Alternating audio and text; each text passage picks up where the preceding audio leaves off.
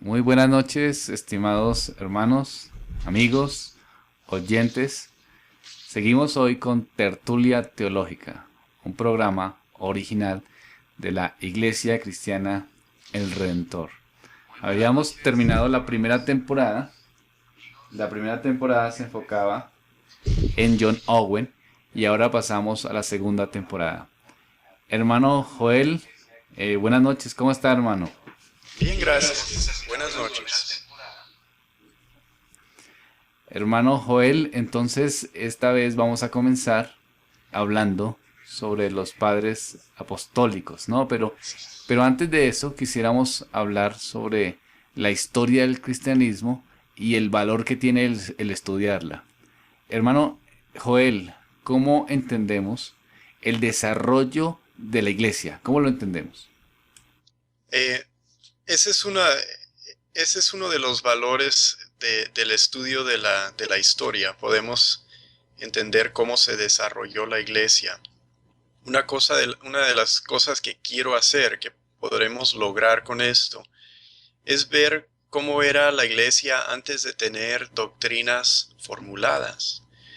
Muchas veces nosotros no pensamos así acerca de lo que pasó en la historia. Pensamos, pues siempre tuvieron las doctrinas, ¿verdad? Siempre tuvieron la Biblia.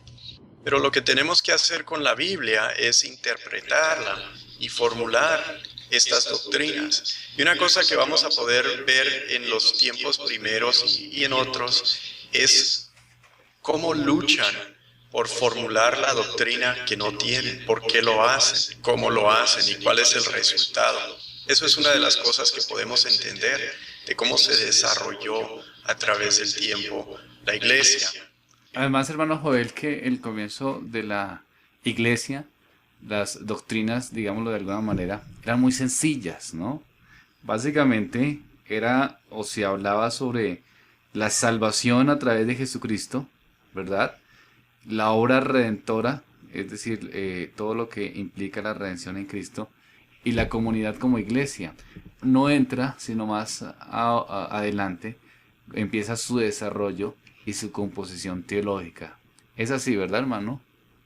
Sí, es algo así. Claro, tenían algo, tenían la revelación, tenían la Biblia, tenían enseñanzas de los apóstoles que son doctrinales, pero lo que no tienen es un sistema teológico bien desarrollado, no tienen doctrina formulada, o sea, no tienen las formas de hablar acerca, por ejemplo, de la Trinidad que nosotros tenemos. Y vamos a ver otras cosas así que ocurren.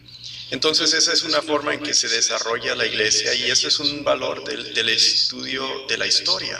Buscamos estudiando la historia, la verdad de cómo fue, porque eso nos ayuda a entender lo difícil que es formular buena doctrina, el tiempo que se tarda y todo eso.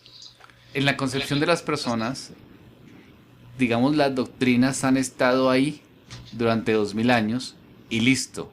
Es decir, no, por eso hay tantos, digamos, conflictos, opiniones. Hay una palabra en filosofía que me parece que es interesante, que es la fenomenología. Y creo que hay una fenomenología en el cristianismo, es decir, el modo de ser o de la realidad, los cambios que tiene la realidad. A veces nosotros vemos el cristianismo de una manera un poco utópica. Entonces nos imaginamos que simplemente llegaban los apóstoles y ya la iglesia se empezó a desarrollar y todo salió perfecto. Pero la realidad es que hubo una reflexión teológica durante estos siglos, ¿verdad, hermano? Sí, eso es lo que estudiando la historia podemos entender un poco mejor a través de las edades cuando tienen los diferentes conflictos, cómo le hacen para formular doctrinas, para prevenir la herejía, para combatirla y para hacer que la gente no se vaya por el lado incorrecto. Y aprenden qué es lo que importa, qué es lo que no importa, cómo hay que hablar acerca de las cosas que podemos hablar. También aprenden cómo no hablar, ¿sí? Acerca de Dios. Lo que Él nos enseña a veces son cosas que no decimos acerca de Él, tanto como afirmaciones, cosas que sí decimos acerca de Él. Y Eh, se, y- Sigue, hermano, sigue. Y así se evita también, no sé si esta es la palabra correcta en español, hagiografía.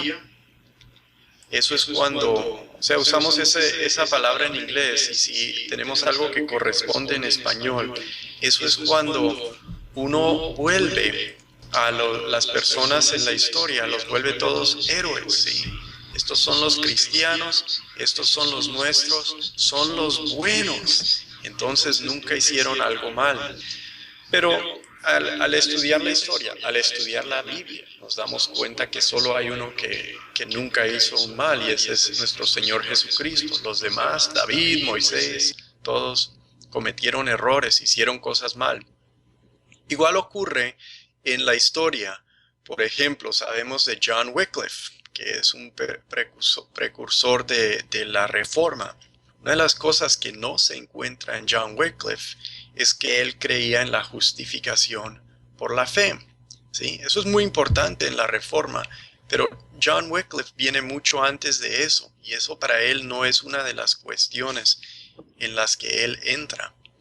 Él no arguye por la justificación por la fe, tiene otras cosas que le interesan. También se pueden presentar cosas, por ejemplo, Juan Calvino, que tuvo esa circunstancia cuando la ciudad de Ginebra quemó al hereje Miguel Servetus, este hombre que negaba la Trinidad. Y Juan Calvino fue la única persona en Ginebra, según entiendo yo, que tenía la capacitación legal.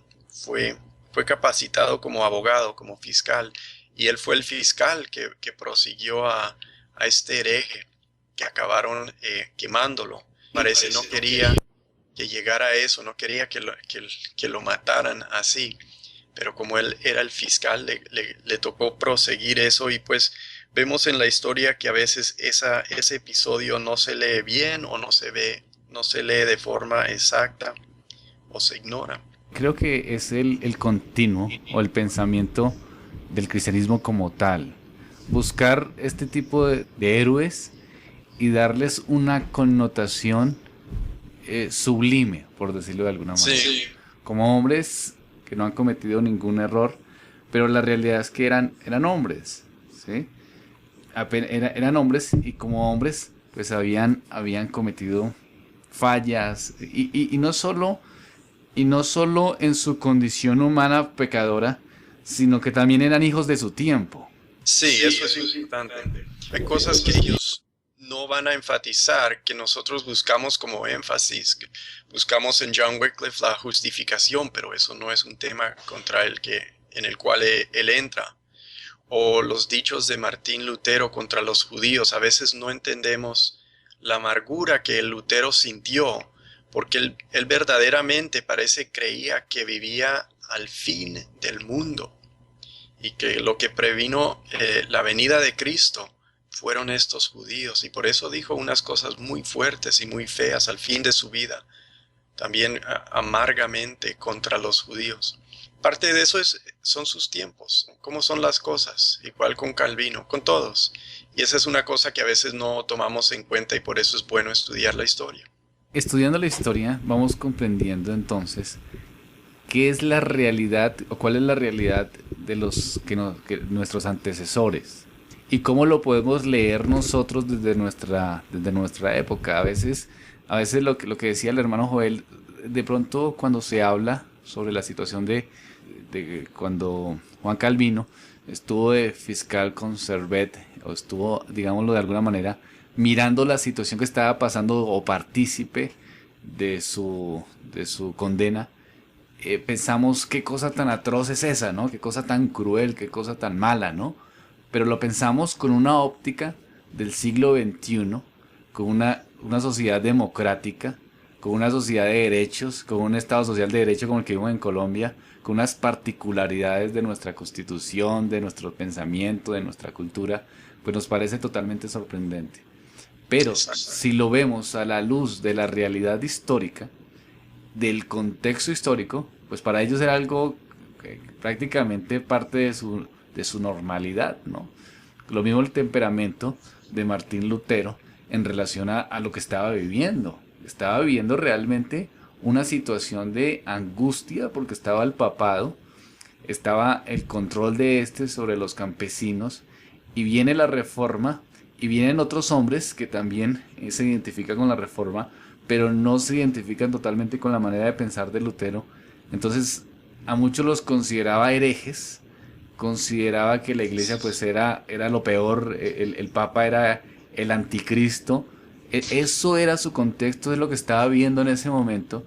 Pues claro que Lutero tenía que sacar de su propia reflexión. Si trasciende nuestra época, en unos muchos años seguramente pues se les cuestionará de ciertos comportamientos, me imagino yo. ¿Cierto, hermano Joel? Sí, así tiene que ser. Y por eso se hace el estudio, para entender qué percepciones tenían ellos, qué presiones tenían sobre ellos, qué cosas eran posibles y qué ideas no habían entrado. O sea, para ellos en estos tiempos también, en los tiempos de la Reforma, la religión es lo que preserva la sociedad. Entonces no había los que salían con facciones, los que tenían sectas, pues estaban haciendo más que salirse de la iglesia, estaban rompiendo toda la sociedad, llegando con anarquía y caos, y eso también se temía, y por eso a veces los trataban como lo hicieron. Entonces, el valor es entender cómo se desarrolla la iglesia, evitar esta hagiografía y también, en alguna forma, entender lo que Dios hace, ¿verdad? Que Él no siempre premia lo que nosotros en el momento premiamos. Y esa es una cosa en la que solemos caer muy frecuentemente. Pensamos que lo que queremos, que lo que sentimos en el momento es lo más importante. Pero la historia, estudiando la historia, nos ayuda a darnos cuenta que lo que sí cuenta a través de los años y a través de los siglos es la fidelidad a Dios, más que el triunfo humano, más que triunfar en esta situación.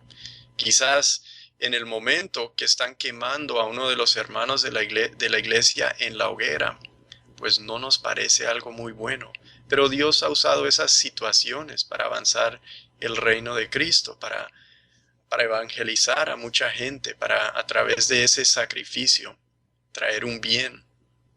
Nos comentan desde el chat, dice, lo mismo pasó con Martín Lutero, se le inculpó con la masacre o por la masacre de campesinos cuando ellos se rebelaron en esos tiempos. Entonces, digamos que se notó, se le dio una actitud de poca piedad a Martín Lutero por la situación de los campesinos en lo que era pues Alemania, que eran las provincias alemanas, ¿verdad? No era Alemania conformada como un país, sino era como una especie de provincias. Sí. Es lo que entiendo. Entonces vienen las revueltas y de todo eso culpan a Martín Lutero por el hecho de que estaba promoviendo pues el estar en contra del papado romano. Sí, sí es algo así, ¿cierto, hermano? Hermanos oyentes, amigos, si tienen alguna pregunta, con todo gusto podemos responderlas o algún comentario en el chat. Sí, bueno, no siempre las podemos responder porque no sé la respuesta a todas las preguntas, ¿verdad? Pero en este caso es un buen punto que hace la persona, porque a veces queremos a poner a Martín Lutero como el bueno, el que hizo todo bien, y a veces quieren tomar lo opuesto y ponerlo como un malo, hizo todo mal. Hay que entenderlo según su contexto, según las posibilidades de su día, y antes de evaluarlo hay que apreciar qué es lo que las posibilidades que tenía. Hermano Joel, y además que es importante, retomando un poco lo que el hermano Alirio es el que nos hace el comentario, creo que el estudiar todas estas lecciones nos hacen pensar en nuestra actualidad, en el hecho de que podemos caer en idealización, Sí. idealizar predicadores en una época donde pues por los medios virtuales, por la internet, pues por la televisión salen tantos buenos hermanos, buenos predicadores con una calidad impresionante, pero tendemos de alguna manera a idealizarlos y de pronto nos vamos desenfocando y vamos perdiendo la identidad que nos dejó la Reforma, porque creo que la Reforma, precisamente por ser estudiosa en su historia también, no se mantuvo simplemente, o mejor dicho, era oposición al concepto de un papado que definiera todo, sino que pudiésemos hacer una reflexión bíblica. Así sean buenos hermanos, también pueden cometer equivocaciones, que eso no los desecha, pero que también pueden cometer equivocaciones. Y nosotros como reformados, de alguna manera, digamos que nuestra autoridad máxima es las escrituras, y aunque no seamos tan estudiosos, sí podemos hacer reflexión de nuestro contexto, mirar qué dicen estos hermanos, pero sin ir más allá al punto de idealizarlos y verlos como una verdad absoluta, que es lo que a veces pasa en nuestros tiempos, en nuestros días. Como dijo MacArthur, como dijo Piper, como dijo... Entonces se da una sobredimensión de los muy buenos hermanos que son, se da una sobredimensión y ya parece que fuera palabra de Dios. Son hermanos, hermosos hermanos, con buena doctrina, pero también con luchas, con circunstancias y que pueden fallar en algún momento, como lo que estamos viendo en la historia. Sí, de hecho la historia nos va a demostrar que todos fallamos en algo o en otro.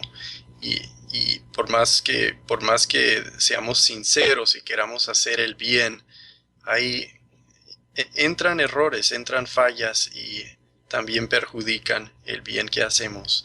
Y eso nos ayuda a mirar hacia Dios, que Él también es el que está obrando a través de esas cosas, no para edificar nuestra gloria, pero la gloria de Dios, el triunfo divino en estas situaciones históricas.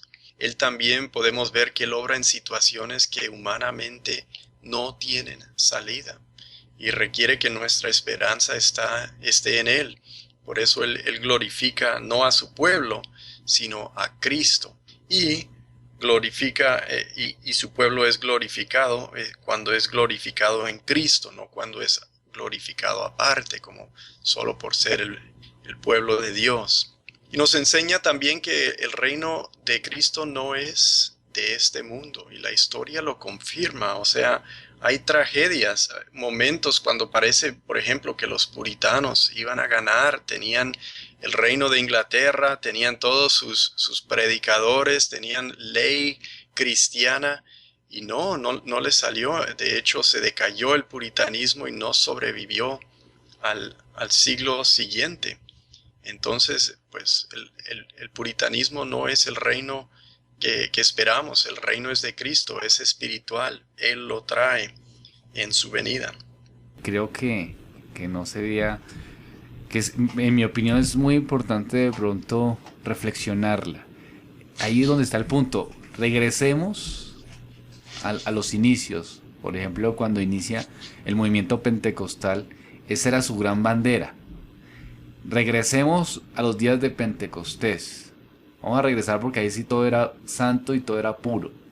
Pero vamos a regresarlo de acuerdo a lo que nosotros creemos ahora. Entonces vamos a que las cosas se muevan como se movían en ese tiempo. Entonces Dios va a estar en un poder y entonces van a haber las lenguas, va a haber la profecía, porque tenemos que regresar al Pentecostés. Entonces ahora muchos dicen tenemos que ser como los puritanos. Entonces siempre están buscando una época en la historia la cual imitar, que ni más faltaba, como hemos dicho, eran épocas importantes y se levantaron unas cosas impresionantes a favor del Evangelio, como nos acaba de decir el hermano. Pero nuestro corazón está más allá, porque está en algo perfecto. No está, esos buenos momentos de la historia del cristianismo son buenos momentos que son una caricatura, una luz, una pequeña luz de lo que va a venir y que es, como dice el hermano Joel, el reino de los cielos. Esa es nuestra máxima esperanza. Sí, sí. No estar tratando de regresar a ciertos periodos históricos para tratar de nosotros vestirnos de la misma forma, ser de la misma forma, sino que mirar nuestros anhelos hacia el futuro, hacia la venida del Señor. Y claro, obviamente hay muchas cosas muy importantes de las cuales se hicieron en el pasado, pero no en sí mismas porque sean del pasado, sino porque están en la Biblia, ¿no? Hay cosas que admiramos de los puritanos, pero como dices, en eso no está nuestra esperanza. no es un regreso a eso. De hecho, lo que nos va a enseñar la historia, lo que vamos a poder ver, es que no se puede regresar. Tenemos que seguir avanzando. Los que quieren regresar tienen que hacer todas esas luchas de nuevo. Y muchas veces en la historia son los herejes. No digo que es herético querer ser puritano, ¿sí? Pero a veces son los herejes los que quieren regresar a un tiempo donde no estaba todo complicada la doctrina. Pues ellos están haciendo algo, ¿sí? Esa doctrina se desarrolló para repudiar, para sacar a los herejes. Y si nos regresamos, perdemos todo lo que ganamos con seguir adelante. Y además, no es posible, ¿sí? Vamos a ver cuando estudiamos la historia que los fenómenos históricos son sitiados en su tiempo y en su día. O sea, el puritanismo se dio en un momento muy especial en Inglaterra por unas esperanzas que tenía la gente inglesa, por cómo era su reino, porque estaban en una isla, por el carácter de Enrique VIII, por muchas cosas así que no se vuelven a reproducir en otros lados y en otras edades. Entonces nos ayuda también a ser más realistas en ese sentido, sino poner nuestra esperanza en lo que nos dice la Biblia acerca de las promesas de Dios. Y ahí debe descansar nuestra esperanza. Por eso es importante la historia. Y la historia estudiada de la mejor manera. Es decir, aunque siempre vamos a tener un prejuicio histórico, obviamente, porque somos protestantes, entonces la vamos a leer o la vamos a estudiar en un sentido con el prejuicio protestante, ¿no? Pero sí es importante tratar de buscar el equilibrio, o mejor, tratar de buscar lo mejor que se pueda el estudio de la historia con la realidad, con la realidad de lo que realmente sucedió. No es fácil porque una cosa es el hecho y otra cosa es la interpretación, ¿no? Pero sí Dios ha permitido que se preserve los documentos, se preserve los testimonios, y entonces al estudiarla, al leerla, al pensarla, podremos nosotros llegar a conclusiones más claras de nuestro presente. Es que ahí donde está el punto, ¿cierto, hermano Joder? O sea, no simplemente coger la historia y estudiarla, porque mirar que cometieron errores y fallas y nosotros estamos pues a ver qué rescatamos y qué mejoramos, sino que esa historia realmente, como dice el hermano Joel, nos deja un precedente, porque nosotros no vamos a repetir esa historia, vamos a vivir otra historia. Pero sí es necesario que reflexionemos en el pasado desde su realidad histórica y no desde nuestros anhelos. ¿Qué más quisiéramos nosotros? Que hubiera habido perfección en el puritanismo inglés, pero no es la realidad. Y como no es la realidad, entonces tenemos que ser equilibrados y mirar cómo vivimos nuestro cristianismo desde las escrituras, que es el punto acá. Difícil, hermano Joel, ¿sabe? Difícil esa forma de hacer las cosas. Pues en la teoría suena fácil, pero no sé, hay un anhelo natural en los hombres de querer encontrar un ser humano que lo idealicemos de tal forma que lo sigamos. Por eso es que hay tantas sectas, ¿no? Por eso hay que estos movimientos carismáticos tienen tantos seguidores. Yo escuchaba a un pastor que decía que él tenía un matrimonio perfecto y que él era una persona perfecta. Entonces eso tenía como 10,000 personas en su iglesia, porque hay una idealización siempre, y tristemente a veces se da hasta dentro del entorno reformado. Pero bueno, esa es la reflexión y es lo que estamos tratando de hacer, ¿no, hermano?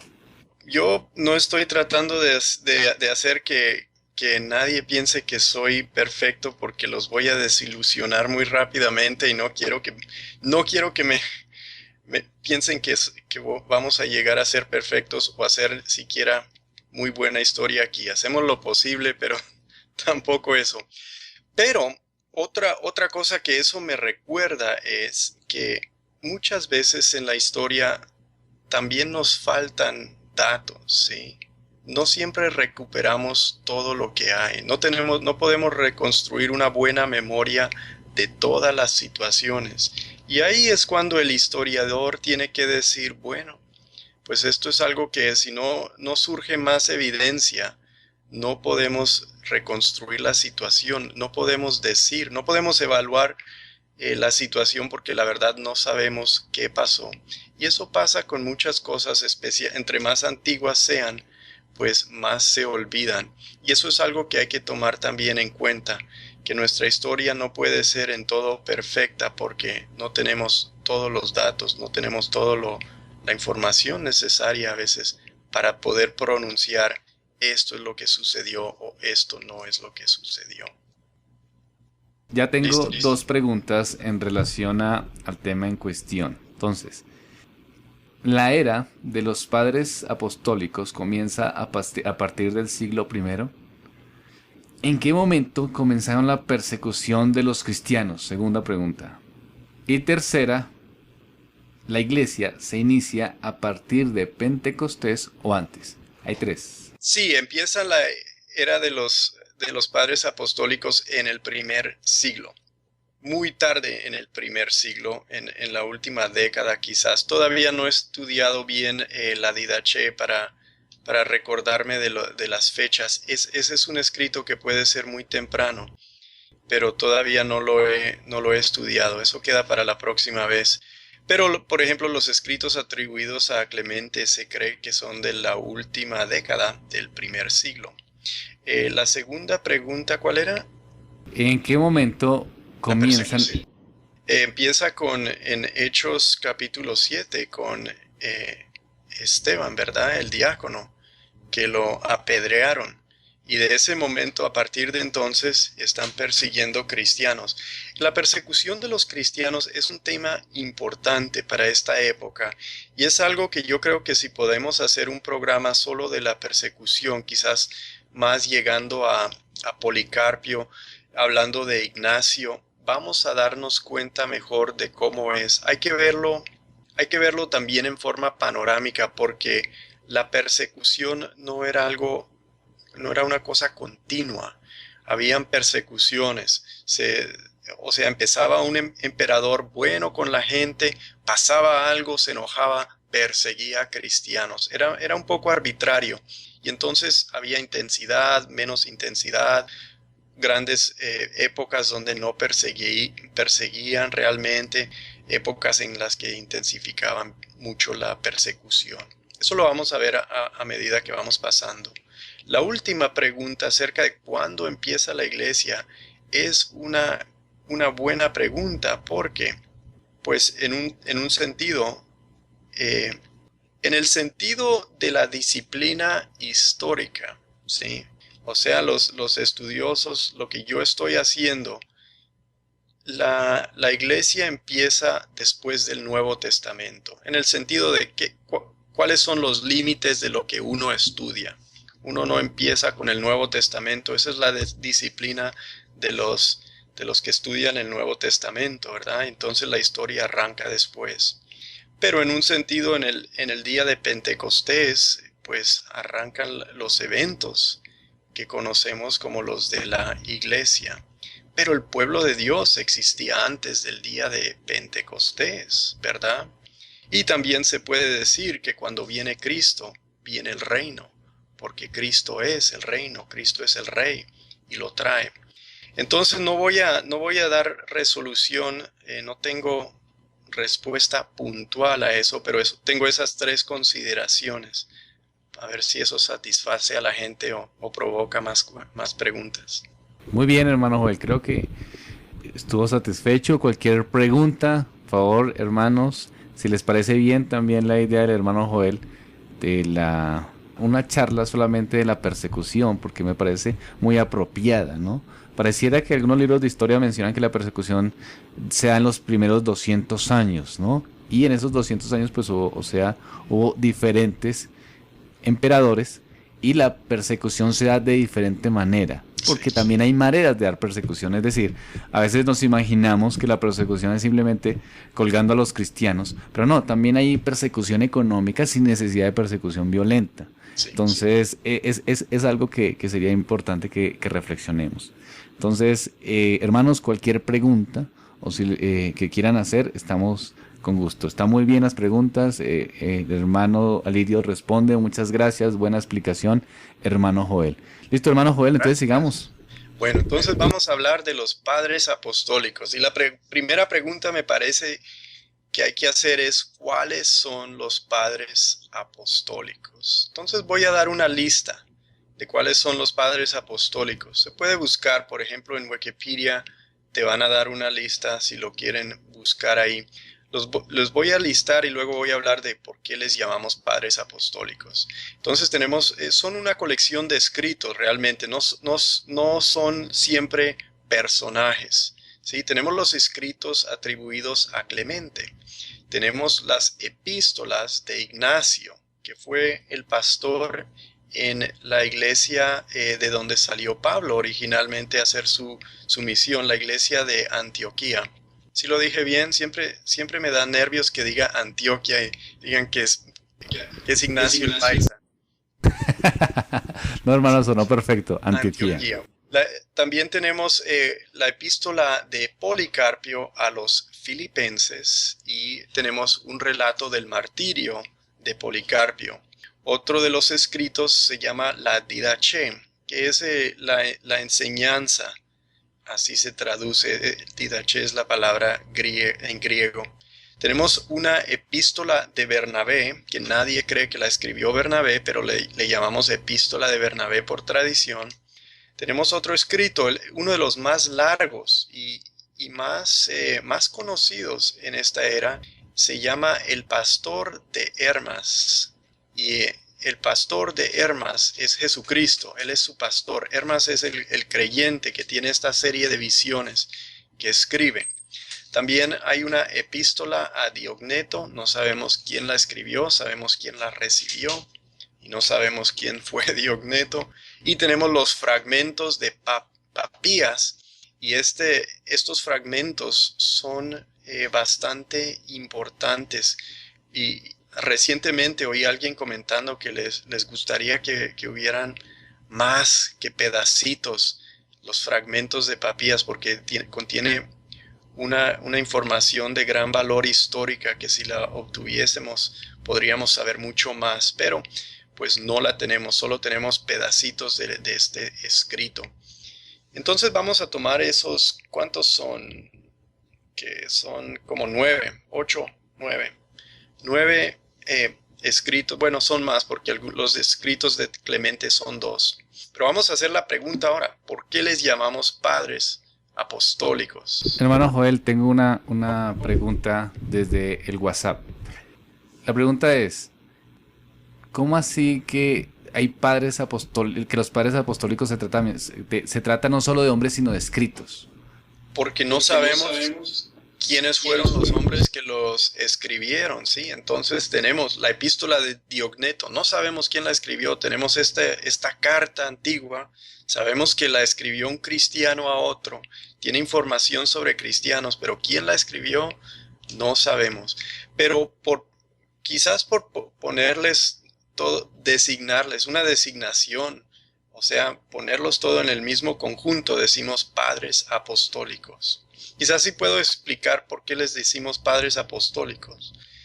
Padres de la iglesia se usa para designar a los pastores y los maestros en general en los primeros 5 siglos que contribuyeron al pensamiento cristiano. Entonces son muchos, ¿verdad? Los padres.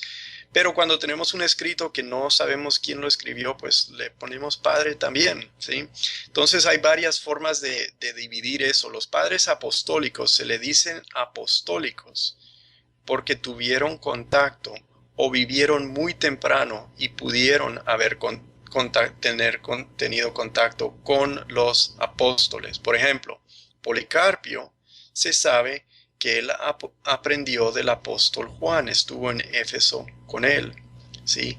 Ignacio de Antioquía, no sabemos qué contacto tuvo él, no me acuerdo si tuvo contacto, pero él estuvo en la iglesia donde salieron Pablo y Bernabé originalmente, ¿sí? Entonces él estuvo ahí en el primer siglo, tuvo que haber algo de contacto con los apóstoles y por eso les llamamos padres apostólicos.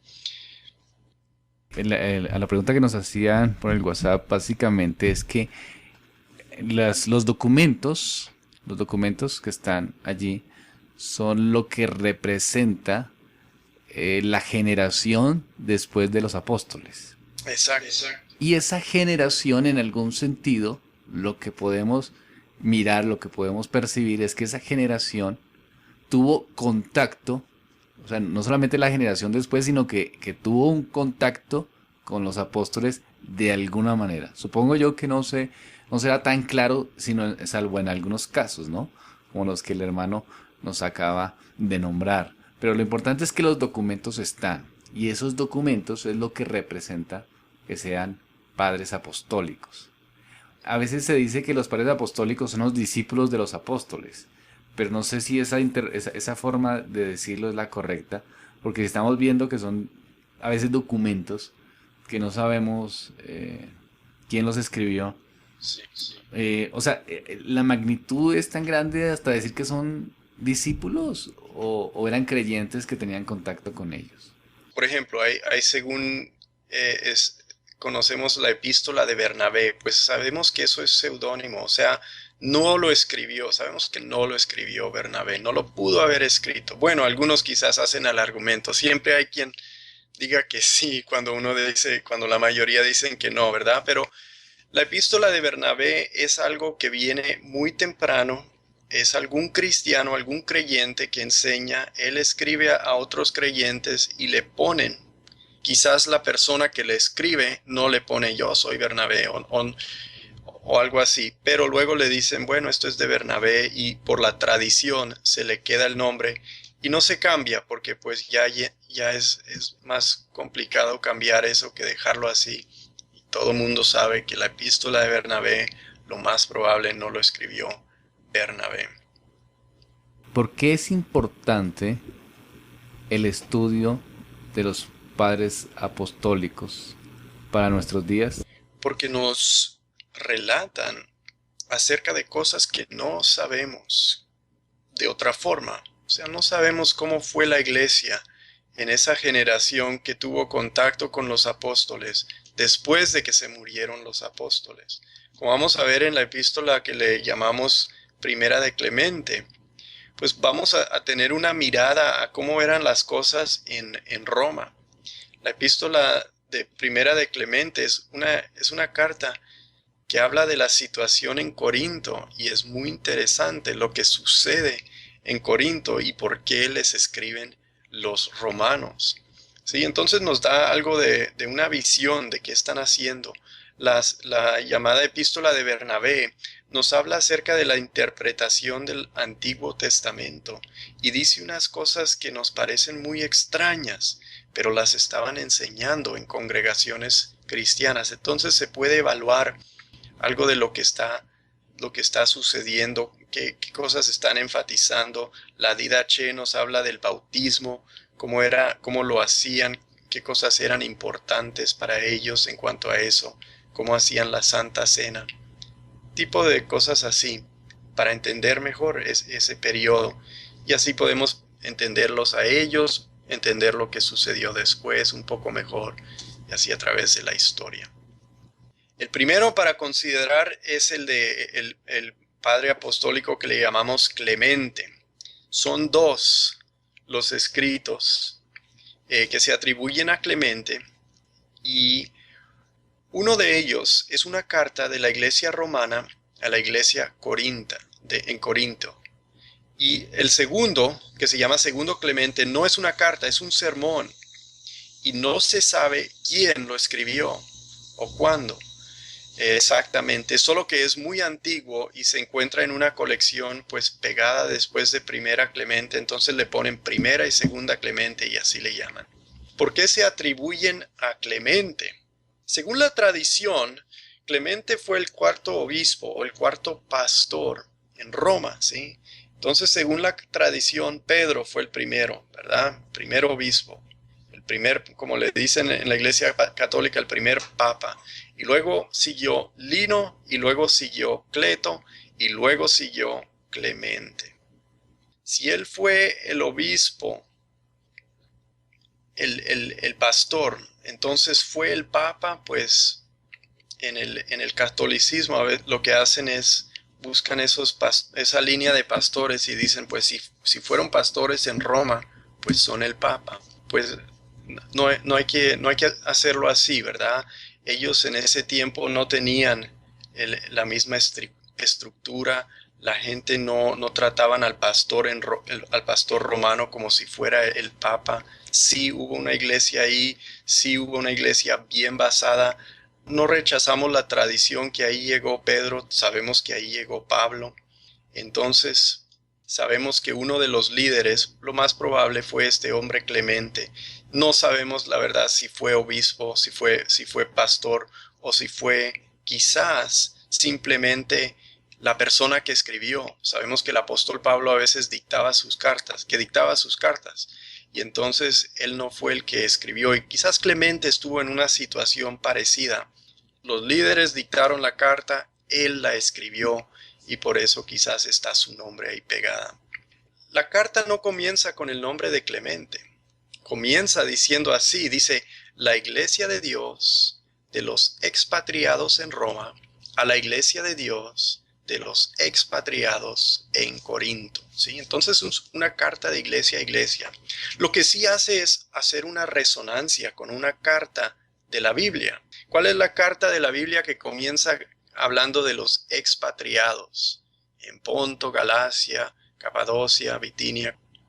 Usan la palabra expatriados, así como Pedro lo usa. Pero no es de una persona en Roma, es de toda la iglesia, según lo que dice la misma carta. Entonces, una congregación escribe a otra congregación en una ciudad. Y se disculpan también al comienzo, dicen, discúlpenos que no hemos escrito antes, pero ha habido un poco de persecución por aquí y no hemos podido escribirle la carta. Esta carta es muy larga, es de 65 capítulos. Obviamente no tenía capítulos en ese entonces, pero se puede, ahora le han puesto divisiones y tiene 65 capítulos, entonces es bastante larga. O sea, la intención de la carta, o sea, el escrito de Clemente es ayudar a una iglesia, apoyar a una iglesia y de pronto ubicarla doctrinalmente en algún sentido, como podemos ver que sucede pues en las cartas que están dentro del canon bíblico. O sea, ese mismo comportamiento trasciende aún después del canon conformado. ¿Sí? Sí, Y entonces sí. están estos escritos, y estos escritos se van moviendo, pero estos escritos ya no son del canon, pero son una visión a lo que estaba dándose en la iglesia y a la estructura doctrinal de la misma, y se va volviendo, o es mejor una reflexión teológica que se va, digamos, perfeccionando. Sí, la intención es una ayuda práctica, es un error que tienen en lo que están haciendo, no tanto doctrinal, pero obviamente se basan en enseñanza bíblica y doctrina apostólica. Entonces, algunos detalles antes de llegar a eso. Se cree que se escribió entre el año 95 o 99 después de Cristo. Entonces, eso es todavía en el primer siglo. La carta completa no la obtenemos, o sea, tenemos ahora la carta completa, pero antes de 1873 la historia no conocía de él, ¿sí? Entonces en 1873 encontraron un antiguo manuscrito con primera y segunda Clemente, la epístola de Bernabé y la Didache, y este era un manuscrito del año 1056. Sí, entonces hace 1000 años. La copia más antigua de este libro es del quinto siglo, o sea, no tenemos lo original, del quinto siglo, los años 400, ¿sí? Entonces esos son unos datos acerca de o sea, tenemos manuscritos, se pierden, los encuentran luego y se hace el estudio de lo que ahí aparece para complementar nuestro conocimiento histórico. Es decir, el escrito no es como a veces piensa uno, o el criterio es que tenemos el original. No, no. No, así no se mueve la dinámica histórica, ¿verdad? Hay copias que se van dando y se van traspasando digamos, de situación en situación, porque es una carta, entonces la carta se va dando y se va extendiendo, y al extenderse se va ubicando en ciertos lugares en la geografía, Sí, ¿verdad? sí. O vienen los estudiosos, pues empiezan a encontrarse estos documentos y se empiezan a comparar con otros documentos de la misma temática, es decir, la misma carta que fue escrita en diferentes lugares, entonces se empieza a datar, es decir, se empieza a definir la fecha Sí. del tiempo en que son. Y al comprobarse que sean, digamos, encontramos en tal fecha unos en tal lugar y otros en tal otro lugar, y cuando vamos definiendo la congruencia en los escritos, entonces vamos viendo la credibilidad de estos. Y en este caso, lo que yo entiendo, hermano, es que, digamos, tienen credibilidad en el hecho histórico. Es decir, los escritos de Clemente son confiables a nivel de los datos que nos da el hermano Joel, ¿verdad? O sea, tenemos una copia muy antigua y hay que recordar, originalmente lo más probable es que están escribiendo sobre papiro y el papiro no dura más que unos siglos, ¿sí? A no ser que esté en Egipto, donde no hay humedad, entonces se preserva mejor el papiro. Vemos aquí que la copia más antigua es del quinto siglo. De pronto lo encontraron en algún lado como Alejandría, algo así. Pero lo que hacen en las edades medias es pasarlos a, a un tipo de papel que dura más, como el pergamino, ¿sí? Entonces tenemos una copia del año 1056, cuando ya, si alguien lo copia, pues nos lo preservan así. Y ahí es donde encontraron originalmente la obra completa, porque lo que tenemos del quinto siglo no es la obra completa. Esta epístola, cuando uno lo lee, y lo puedes leer en internet, si buscas primera epístola de Clemente a los Corintios, hay en internet una traducción al español que se puede obtener. Es muy parecida a Hebreos en estilo y en materia, me parece a mí, solo que mucho más largo, ¿verdad? Pero lo que hace es exponer el Antiguo Testamento y de hecho incluye largas porciones a veces del Antiguo Testamento. Creo que todo el capítulo 53 de Isaías, creo que el Salmo 51 completo lo da. Y y es interesante reflexionar o sea, observar lo que están haciendo en la carta, cómo manejan la Biblia, de cuál versión toman, porque están usando la versión en griego, que era muy común en los primeros siglos. Claro, escriben en griego, aunque viven en Roma, porque ese es el idioma de comunicación internacional.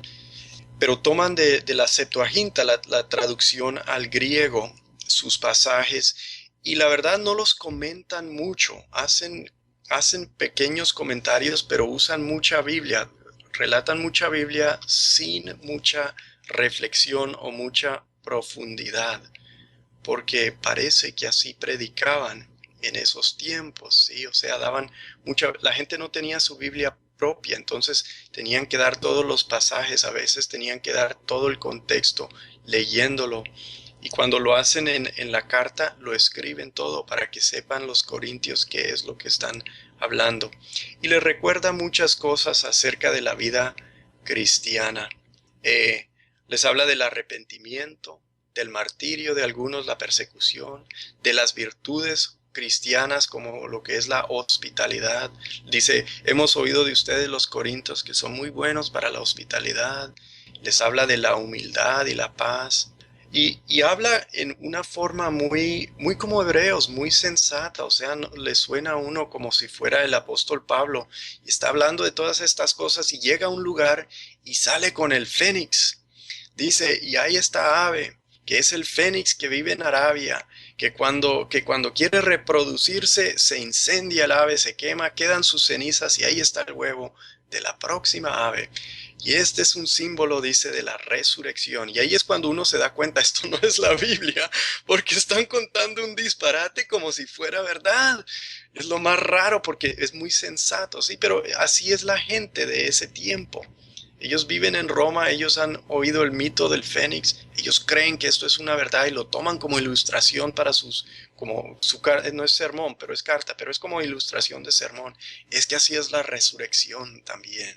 Cuando estudia los libros de filosofía, no sé, puede ser la política sí, los clásicos de filosofía, y se encuentra uno con un lenguaje donde parece que está hablando de reflexiones profundas, pero siempre meten cosas que no están, digamos, dentro del marco de la realidad, ¿no? Entonces, en este caso sería no dentro del marco de la realidad bíblica. Sí. Pero la reflexión es profunda, y entonces definitivamente es por su formación, ¿verdad? Es por lo que nos dice el hermano, su formación teológica.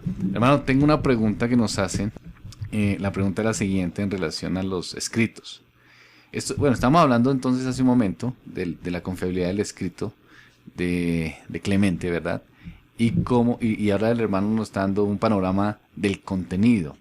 Pero nos preguntan, los documentos de los gnósticos, entiendo que es, al igual que los documentos de los gnósticos, ¿cómo se relacionan esos documentos? ¿También tienen las mismas características que los escritos de Clemente? Supongo que es la relación que se tiene en los documentos de la credibilidad de los escritos gnósticos, supongo yo. El hermano de pronto nos está haciendo ese el comentario simplemente. Pues, en relación a eso. Se puede decir esto. Esos escritos de los gnósticos nos enseñan cómo eran los gnósticos, y para estudiarlos es bueno tener información de ellos, escrito por ellos, para saber qué exactamente creían. Y es de igual, o sea, se usa de la misma forma que se usa esto. Cómo era el cristianismo en Roma, cuáles eran los énfasis, qué enfoques tenían. Este escrito nos da ese valor.